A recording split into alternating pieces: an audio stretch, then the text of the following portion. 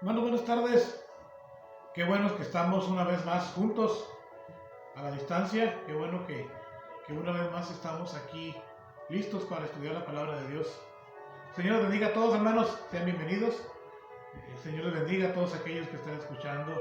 Familia, hermanos, amigos. El Señor les guarde.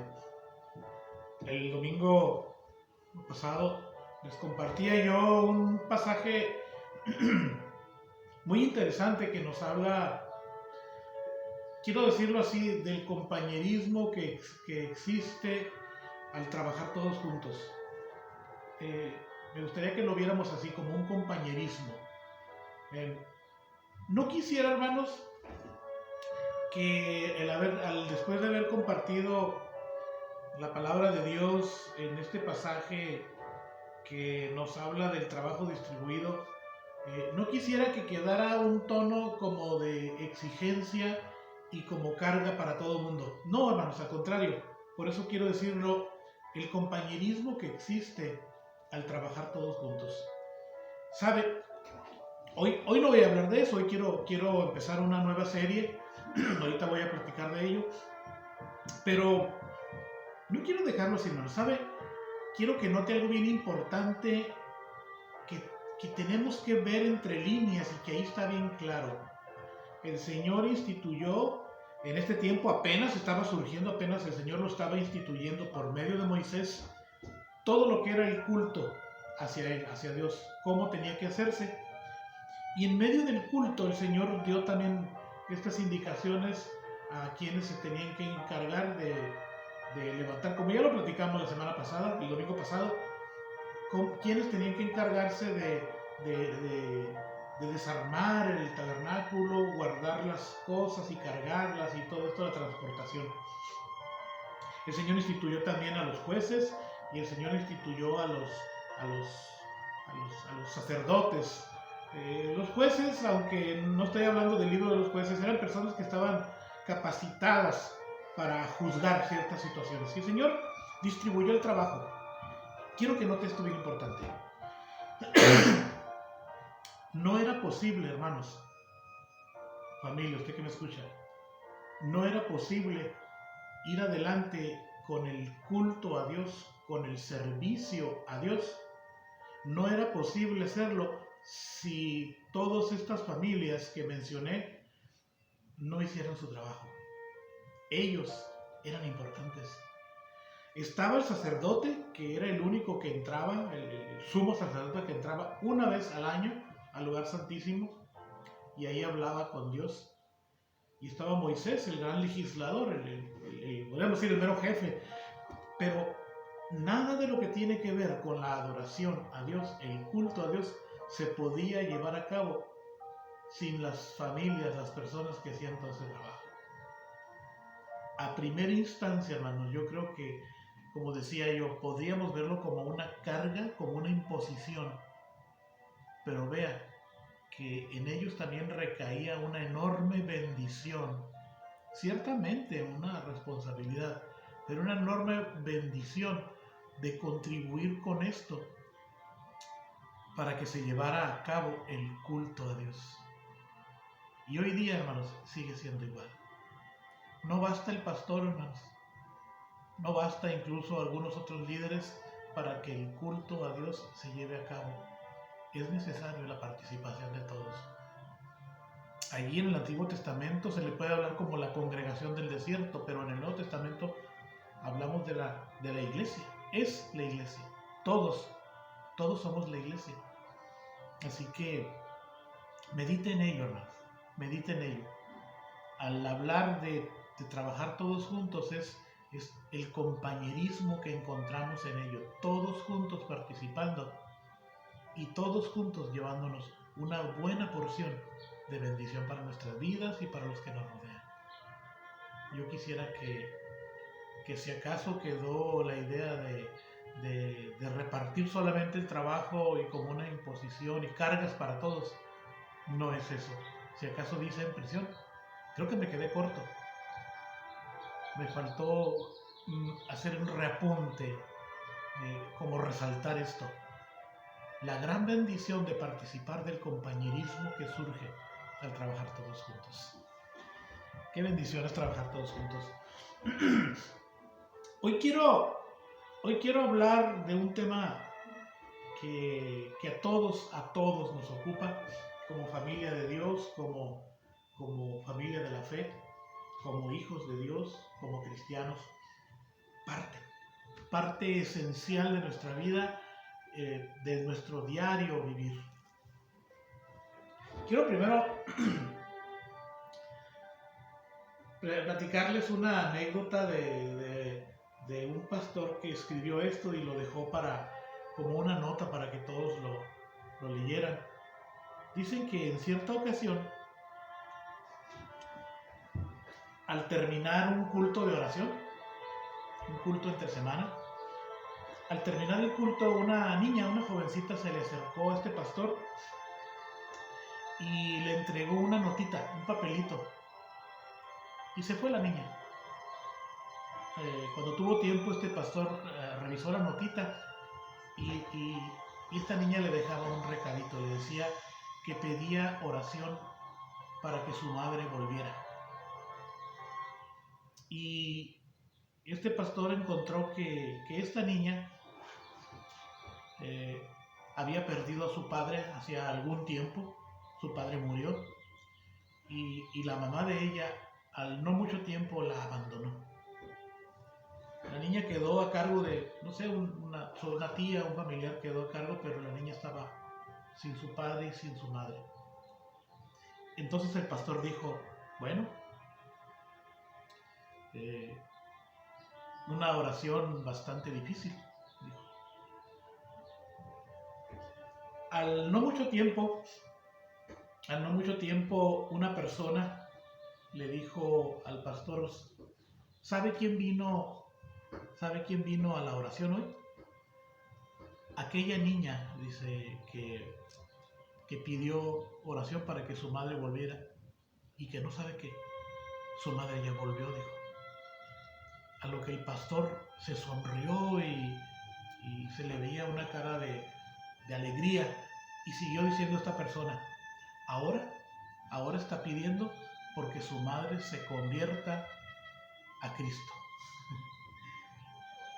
Qué interesante esta anécdota, porque en nuestra vida cristiana nunca va a cesar la oración, hermanos. El Señor algunas veces va a conceder unas cosas y cuando concede unas cosas va a haber necesidad de otra más. Al punto es que el Señor nos va dando, pero también nos va dando más motivos de oración. Nos va colocando en ese camino, en el camino de la oración. Qué importante es permanecer, hermanos, en el camino, en las súplicas, en los ruegos para con Dios. Y ese es el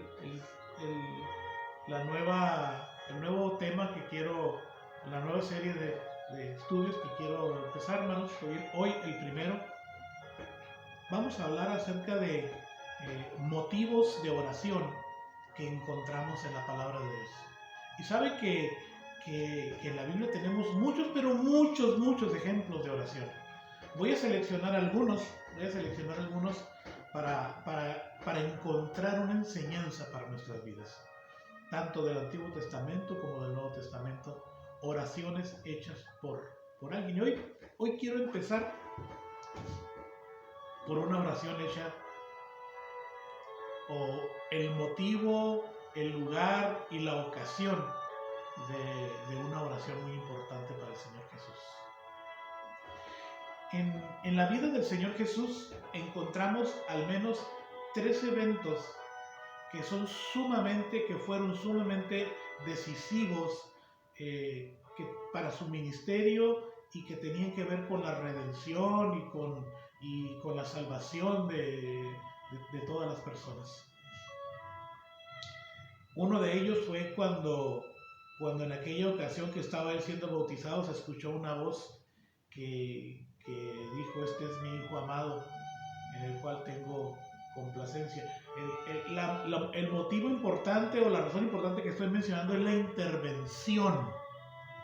intervención de Dios en medio de acontecimientos decisivos en la vida del Señor Jesús. Hace rato dije oraciones decisivas. Bueno, acontecimientos decisivos en la vida del Señor Jesús en los que claramente vemos la intervención divina. La intervención del Padre, pues de Dios el Padre. Y se escuchó esa voz que dijo: este es mi Hijo amado, en el cual tengo complacencia o en quien me complazco. La otra ocasión que encontramos que es la intervención divina es lo que se le conoce como el monte de la transfiguración, cuando vemos que se aparecen Moisés y Elías ahí con el Señor Jesús. Otra demostración divina, otra parte donde vemos que Dios está interviniendo, intervenciones divinas de Dios. Y la tercera que yo quiero mencionar es cuando el Señor Jesús está orando en el Getsemaní. Está muy interesante, hermanos. El Señor Jesús sabía que había llegado su tiempo y que estaban a punto de apresarle, de llevárselo arrestado. Y todo esto sucede después de la cena, lo que se conoce como la institución de la Cena del Señor. Y me gusta mucho cuando uno de los evangelistas dice que después de haber entonado el himno, y yo anduve investigando, y dice, la mayoría de los comentaristas dicen que el himno común que se entonaba era una selección de diferentes porciones de los salmos, desde el 15 hasta el 18. Y estuve leyendo algunos de ellos, y uno de ellos es donde lo voy a leer. Usted lo va a recordar, es un salmo bien conocido, donde dice: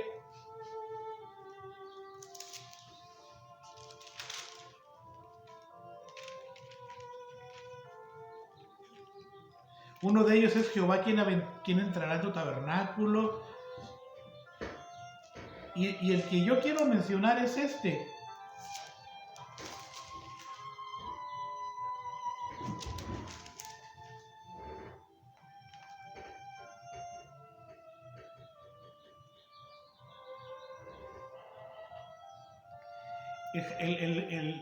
El número 18 dice te amo, oh Jehová, fortaleza mía, Jehová, roca mía y castillo mío, Dios mío, fortaleza mía, en él confiaré, mi escudo y la fortaleza de mi salvación, mi alto refugio.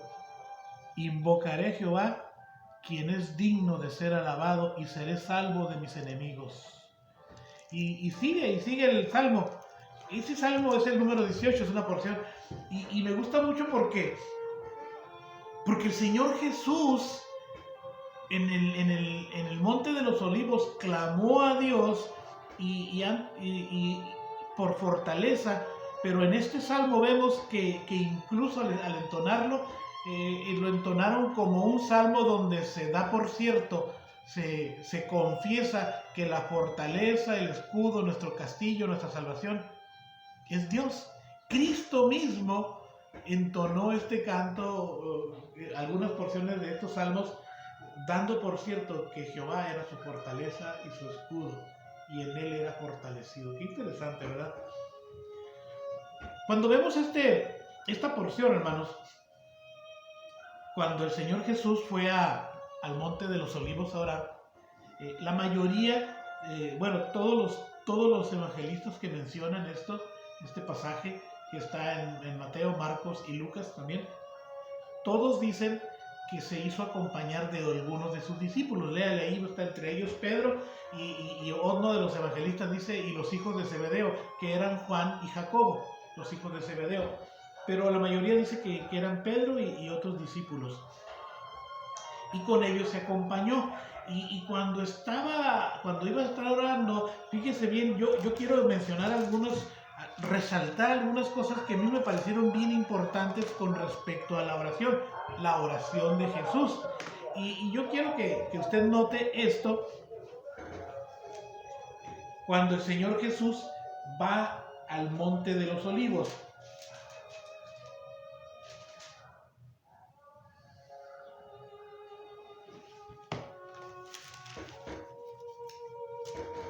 Fíjese, esto lo dice Mateo. En Mateo lo encontramos en el capítulo 27 y...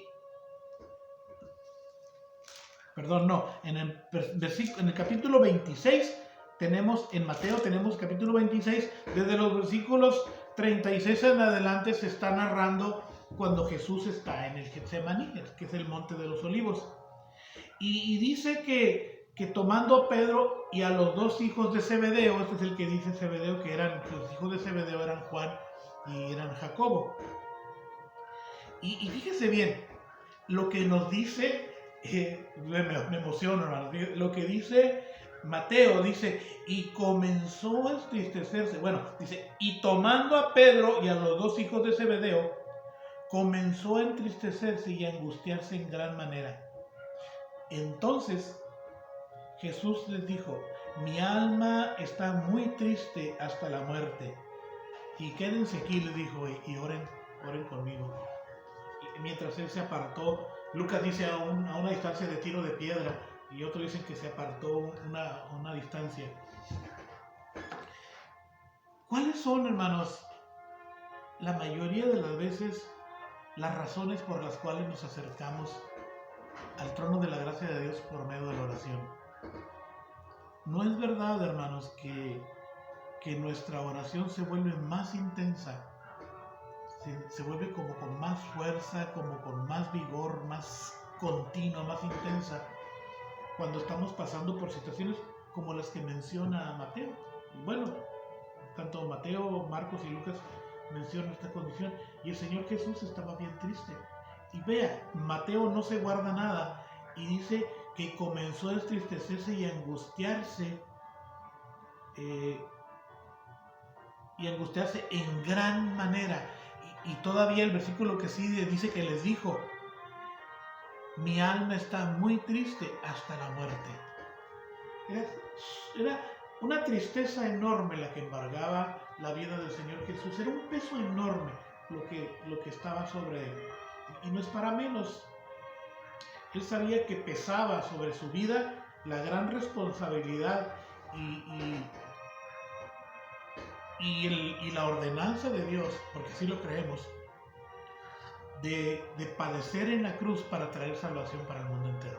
Él sabía, el Señor Jesús sabía lo que iba a padecer. Sus discípulos en ese momento no lo sabían del todo, no estaban conscientes, no había conciencia de la situación que estaba pasando en la vida del Señor Jesús, porque ellos, aunque el Señor Jesús en muchas ocasiones les dijo que era necesario que Él padeciera, no lo entendieron. Pero el Señor Jesús sabía bien a dónde tenía que llegar, qué era lo que tenía que suceder, y Él sabía que iba a padecer una muerte tan espantosa. Y es por eso que Mateo nos dice que el Señor Jesús comenzó a entristecerse en gran manera, le embargó una tristeza enorme, porque sabía lo que iba a suceder. Incluso, vuelvo a decir, Marcos nos dice que estaba triste hasta la muerte. Vuelvo a decir, ¿cuáles son las razones por las que normalmente nos acercamos al trono de la gracia de Dios? Quisiéramos que nuestros motivos de oración fueran siempre de agradecimiento, siempre de adoración y alabanza a nuestro Dios por lo que Él es y por lo que Él hace en nuestras vidas, y hacerle peticiones, pudiéramos decirle, más cotidianas. Señor, ayúdame en mi trabajo, ayúdame en la casa, en los estudios, más cotidianas. Pero de repente, haciendo una comparación con situaciones sumamente difíciles, con lo que estaba pasando con el Señor Jesús, no quisiéramos, si somos francos, hermanos, no quisiéramos que los motivos continuos de oración en nuestra vida fueran por salvación en este momento. Cuando hablamos de salvación, generalmente estamos acostumbrados a relacionarlo con salvación de nuestras almas. Eso, la Escritura dice que una vez que hemos venido a Cristo y hemos confesado nuestros pecados y hemos pedido perdón, la salvación ya ha ocurrido. Tenemos que permanecer en ella. Pero el Señor también nos salva en el día a día. Tenemos que tener conciencia, hermanos, y pensar que Dios, el Señor, nos salva en el día a día. Hay salvación y podemos pedir salvación en el día a día.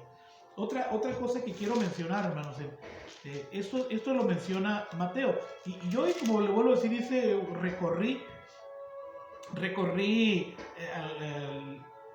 los relatos entre Mateo, Marcos y Lucas y encontré algo bien interesante que nos dice Marcos.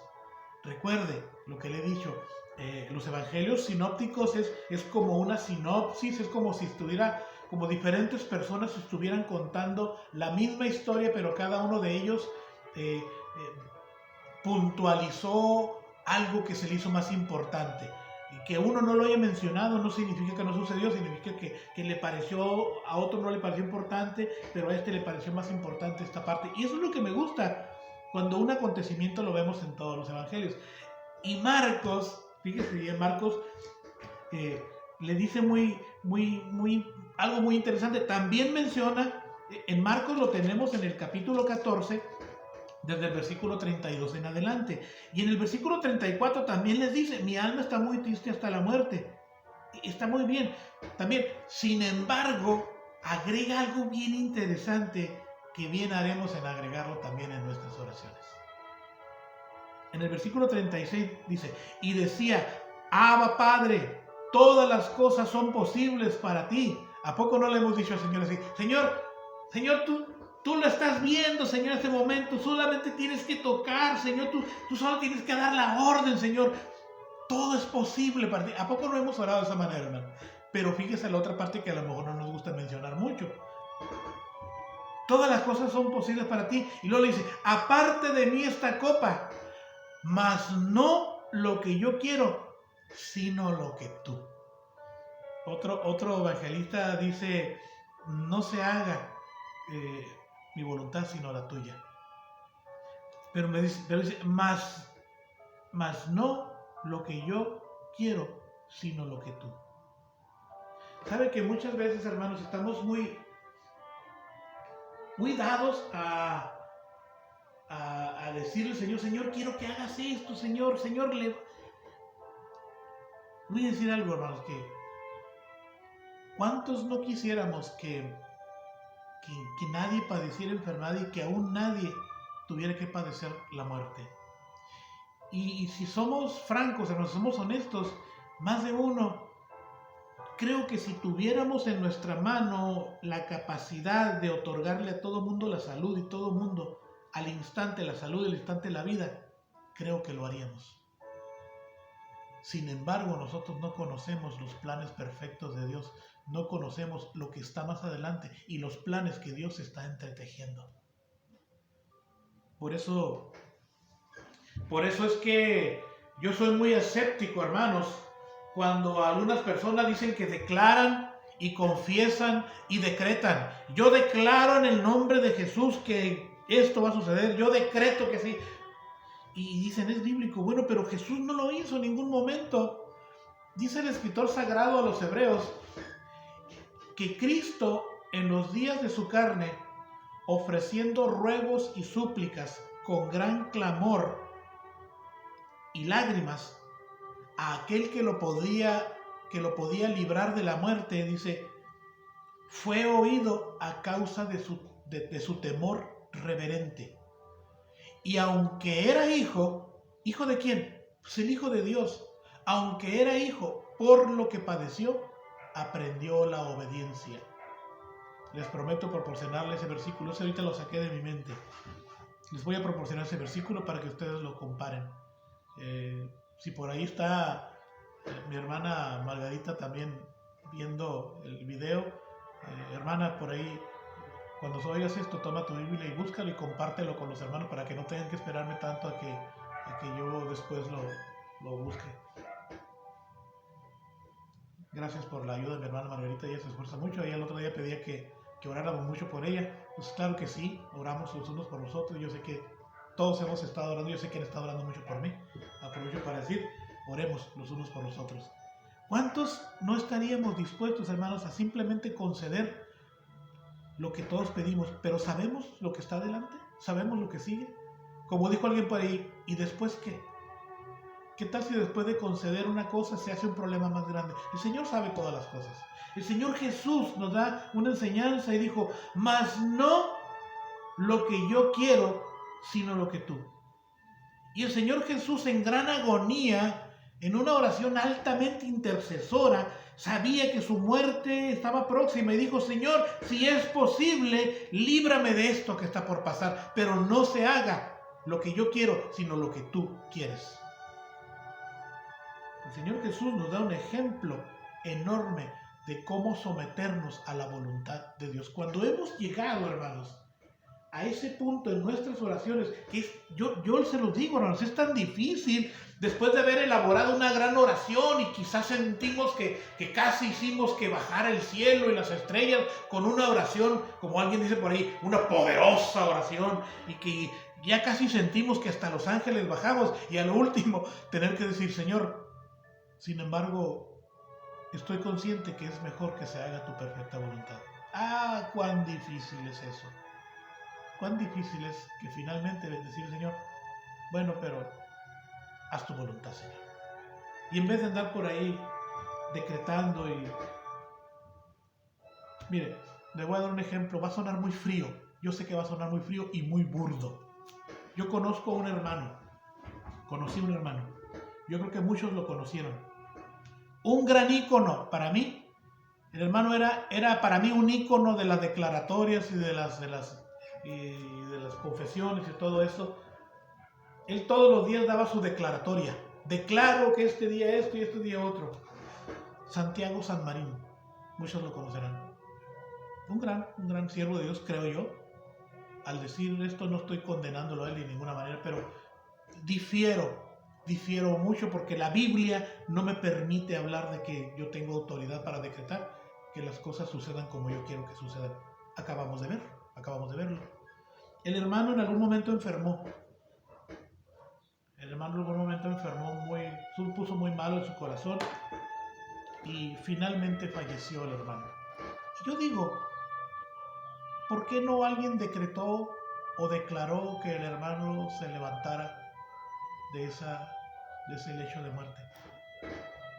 Sí suena muy burdo, ¿verdad? Y muy frío lo que estoy diciendo. Estoy tratando de hacernos entender. Usted tiene la respuesta. Yo sé que la está pensando. ¿Por qué no lo hicieron? Y estoy seguro que la mayoría va a estar diciendo, se hizo la voluntad de Dios. Y si sabemos que finalmente la voluntad de Dios es lo que se hace, ¿por qué andamos declarando, pues? Ni Jesús hizo eso. Ni Jesús hizo andar ahí declarando. Y el escritor sagrado de los Hebreos dice que por lo que padeció, aprendió la obediencia. Y aunque era hijo, dijo, hijo de quién, hijo del Padre, por lo que padeció, aprendió a ser obediente. El Señor Jesús, en su oración altamente intercesora, en una gran angustia, nos enseñó cómo se debe de orar al Padre. Quiero terminar con este otro punto, con Lucas 22, hermanos. Lucas 22, de los versículos, yo voy a leer solamente el versículo 43, algo bien interesante, hermanos. Y la segunda intervención de nuestro tema de la oración, de nuestra serie, aquí voy a empezar con este. Voy a hablar de otra persona que hizo una oración bien interesante. Dice, versículo 43 del capítulo 22 de Lucas, dice, y se le apareció un ángel del cielo para fortalecerle. Y estando en agonía, oraba más intensamente. Esto me parece bien extraordinario. Cuando empecé hablando de 3 acontecimientos en los que se muestra claramente la intervención divina, claramente, porque siempre la intervención divina se ve en toda la vida y obra de nuestro Señor Jesucristo, en su ministerio se ve, pero así clarito que los escritores sagrados, que los evangelios nos lo mencionan, son cuando, vuelvo a decir, cuando el Señor Jesús fue bautizado y se oyó una voz que dijo, este es mi Hijo amado, y cuando él estaba en el monte de la transfiguración y que se aparecieron ahí Moisés y Elías y se escuchó otra vez la voz, dijo, este es mi Hijo amado, a él pónganle atención, a él escúchenle. también se escuchó una voz. Y aquí dice que se le apareció un ángel del cielo. ¿Para qué? Para fortalecerlo. ¿Sabe que eso sucede en nuestras oraciones, hermanos? De entrada, hermanos, algo de enorme provecho, de gran provecho, lo primero que vamos a recibir después de haber estado en oración intercesora mucho tiempo, eso es lo que vamos a recibir. Vamos a ser fortalecidos. En la oración vamos a ser fortalecidos. Muchas de las veces va a ser así como el Señor Jesús, que estaba triste hasta la muerte y estaba en gran agonía, dice, y Lucas nos dice que estando en gran agonía oraba más intensamente, hermanos. Decía el pastor Carlos Martínez, benditas angustias que nos hacen acercarnos más a Dios, porque cuando más en angustia estamos, más en agonía estamos, es cuando más clamamos a Dios. Bueno, dicen por ahí que pueden suceder tres cosas. Una, que la persona se endurezca más. Otra es que una completa indiferencia, que ni le importe. Y la otra es que la angustia nos mueva a estar en una mayor intercesión para con Dios. Y es ahí donde vamos a ser fortalecidos. Como decía mi abuela, escúchelo como chusco, hermanos, como algo gracioso. Decía la abuela, la carga es la que hace andar al burro. Las muchas cargas, las muchas angustias son las que nos hacen estar de rodillas. Las muchas angustias son las que nos hacen acercarnos constantemente al trono de la gracia de Dios. Más aún. ¿Está angustiado? ¿Está triste? ¿Está sumamente cargado? Clame a Dios, ore a Dios, acérquese a Él, clame a Él, pídale que lo ayude y que se haga su perfecta voluntad. Le voy a decir una frase que muy seguido repito: siempre la voluntad de Dios va a ser mejor que cualquier cosa que nosotros podamos pedir. Siempre. Nosotros no podemos ver qué es lo que Dios está haciendo con una situación ahí difícil. No podemos ver qué es lo que está haciendo Dios, pero después es que podemos decir, doy gracias a Dios porque a través de esta situación el Señor hizo esto otro, el Señor me fortaleció, el Señor salvó a una persona, el Señor hizo que alguien hiciera conciencia. No sabemos. Lo único que podemos decir en ese momento es que nosotros no quisiéramos estar pasando por una situación como la que estamos pasando. El Señor Jesús no quería sufrir, hermanos. Hemos visto muchos pasajes que nos enseñan que el Señor Jesús sufría y sentía dolor. Cuando estaba frente a la tumba de Lázaro, dice la Escritura que al verlos llorar se estremeció. Y es donde vemos que dicen que es el versículo más corto de toda la Biblia. Jesús lloró. Jesús experimentó los mismos sentimientos que nosotros. Él sentía. A lo mejor muchas personas piensan que el Señor Jesús venía gustoso y casi como dijéramos, como que chiflando y silbando porque iba a ir, estoy feliz porque voy a ir a la cruz a padecer. El Señor Jesús sufrió la cruz, hermanos. Sufrió la muerte y muerte de cruz y estuvo dispuesto a sujetarse al Padre porque sabía que por medio de ello iba a traer redención para el mundo entero. ¿Cuáles son los motivos de oración, hermanos? ¿Y cómo nos acercamos al trono de la gracia de Dios? Medite en esto, hermano. Medite, y si el Señor le ha hablado, si el Señor le ha llamado, modifique su oración. Y quizá diga, Señor, yo siempre te estoy diciendo que hagas esto, que hagas aquello. Señor, hazlo así, hazlo de esta manera, pero ahora he entendido que dice Isaías 40, ¿quién le aconsejará? ¿Quién le enseñará? O sea, la idea de esto es, ¿vamos a aconsejarle al Señor cómo hacer las cosas? ¿Le vamos a decir cómo? Pues no, ¿verdad? Claro, yo entiendo que tenemos un deseo porque el Señor sane, tenemos un deseo y vamos a pedir al Señor, rogamos por salud, rogamos, pero eso de andar declarando y andar decretando, creo que eso solamente Dios lo hace. acérquese en oración, interceda, ore fervientemente, pida por los enfermos, pida por los incrédulos, pida por los inconversos, pídalo y dígale al Señor: Señor, hágase tu perfecta voluntad. Yo estoy sufriendo, yo estoy triste, Señor, pero hágase. No se haga como yo quiero, Señor, más bien como tú quieres. Que el Señor nos bendiga, hermanos. Vuelvo a decir, no dejamos de orar. No, pues el hermano Gil me dijo ya que no orara porque el pastor dijo que no oráramos así, pues ya no voy a orar. No. Modifique su oración. Modifique su oración y dígale al Señor: reconozco tu soberanía, Señor. Reconozco que lo que tú tienes planeado es mejor que lo que yo tengo planeado. Mejor, pudiera usted decir, como dice John Piper, dígale su oración: Señor, ayúdame a alinearme con tus planes. Enséñame a estar alineado con tu perfecta voluntad. Que el Señor nos bendiga, el Señor nos guarde y vamos a orar.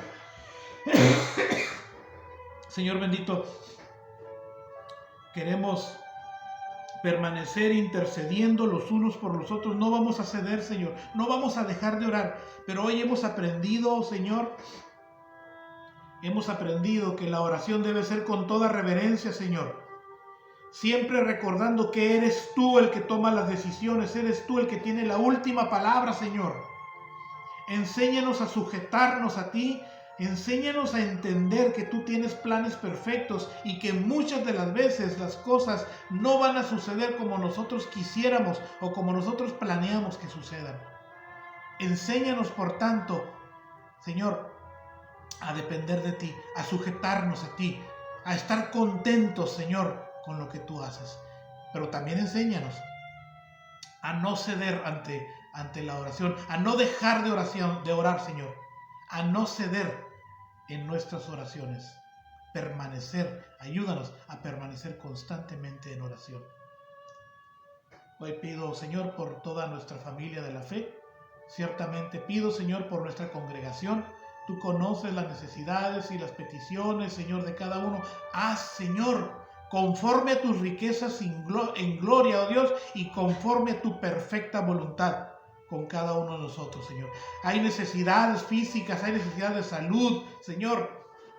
Hay necesidad de ser fortalecidos, Señor. Hay muchas necesidades, Señor. Y pedimos, Señor, que obres conforme a tus riquezas en gloria.